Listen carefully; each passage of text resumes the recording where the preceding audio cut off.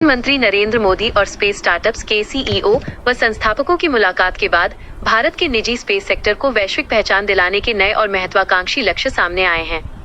प्रधानमंत्री ने एक ऐसा माहौल बनाने पर जोर दिया है जिससे दुनिया भर के लोग स्पेस सेक्टर में करियर बनाने के लिए भारत आने के बारे में सोच सकें। भारत के प्राइवेट सेक्टर ने पिछले कुछ बरसों में तेजी से उड़ान भरी है, जिसका उदाहरण पिछले महीने स्काईरूट एरोस्पेस द्वारा देश का पहला निजी तौर पर विकसित ऑर्बिटर रॉकेट विक्रम-1 लॉन्च किया जाना है।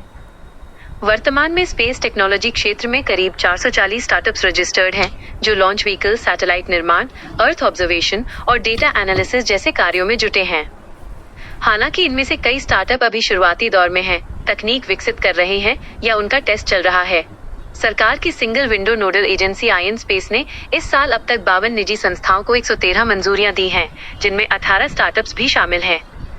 इसके बावजूद भारतीय स्पेस स्टार्टअप्स के सामने फंडिंग एक बड़ी चुनौती बनी हुई है। इन स्टार्टअप्स ने इस साल अब तक करीब 970 करोड़ रुपए की इक्विटी फंडिंग जुटाई है और साल 2021 से लेकर अब तक यह आंकड़ा 8,300 करोड़ रुपए से ज्यादा हो चुका है।